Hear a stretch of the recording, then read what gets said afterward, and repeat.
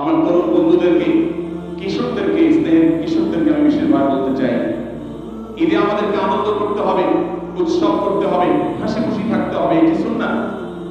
কিন্তু এর মানে এই নয় যে মুসলমানের উৎসব কারো বিরক্তির কারণ হবে, কারো কষ্টের কারণ হবে। এটা কোনো সুস্থ উৎসব নয় যে উৎসব অন্য মানুষের বেদনার কারণ হয়, কষ্টের কারণ হয়।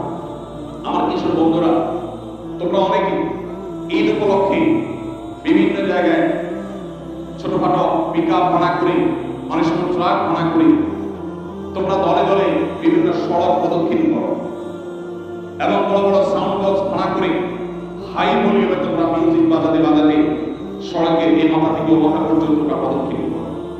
তোমরা জানো এর ফলশ্রুতিতে বহু দুর্ঘটনা ঘটে। কারণ যখন হাই ভলিউমে তোমরা মিউজিক বাজাতে থাকো, তখন যিনি গাড়ির চালক থাকেন তিনি পেছন থেকে কোনো হর্ন শুনতে পান না, কোনো সিগন্যাল তিনি অনুভব করা কঠিন হয়ে যায় তার জন্য। এক্ষেত্রে দুর্ঘটনা যেমন সম্ভাবনা থাকে, ঠিক একইভাবে তুমি যখন বিকট আওয়াজে, এই গানের আওয়াজে তুমি সড়কগুলোকে প্রকম্পিত করে তুলছো, ঠিক তখনই হয়তো কেউ এই গান শুনতে চাচ্ছে না, তিনি হয়তো রেস্ট করতে চাচ্ছেন, তিনি হয়তো ঘুমোতে চাচ্ছেন, কেউ হয়তো মোবাইলে কথা বলতে চাচ্ছেন।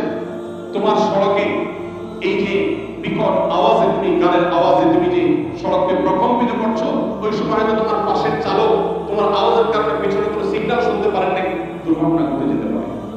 সবচেয়ে বড় কথা হলো, একজন মুসলমান হিসাবে এই ঈদ আল্লাহর দেওয়া উৎসব, আল্লাহর দেওয়া উৎসবকে আল্লাহর বিধান মোতাবেক, আল্লাহর আদেশ মোতাবেক, আল্লাহর বাতানো পদ্ধতিতে আমাদের উদযাপন করা উচিত। এই ঈদ আমাদেরকে আমাদের মহানবী সাল্লাল্লাহু আলাইহি সাল্লাম দিয়েছেন। তিনি যখন মদিনায় এসেছেন, তিনি দেখেছেন মদিনার ইহুদিরা তারা আশুরার দিনে উৎসব করে। নবী করিম সাল্লাল্লাহু আলাইহি সাল্লাম আল্লাহ রাব্বুল আলামিনের ওহী নির্দেশের মাধ্যমে তিনি তখন আমাদেরকে দুটি ঈদ দিয়েছেন। একটা হলো ঈদুল ফিতর, আর ঈদুল আযহা। নবীজির দেওয়া ঈদ শয়তানের বাতানো পদ্ধতিতে, আল্লাহর নিষিদ্ধ পদ্ধতিতে উদযাপন করা, এটা কোনো মুসলমানের কাজ হতে পারে না। তাছাড়া তোমরা যারা কিশোর আছো, আমার ছেলের বয়সী ছোট ভাইয়ের মতো যারা আছো, আমি তোমাদের প্রতি বলছি, তোমরা বেশিরভাগই স্কুলে পড়াশোনা করছো, কেউ কেউ হয়তো কলেজ লাইফে পদার্পণ করেছে।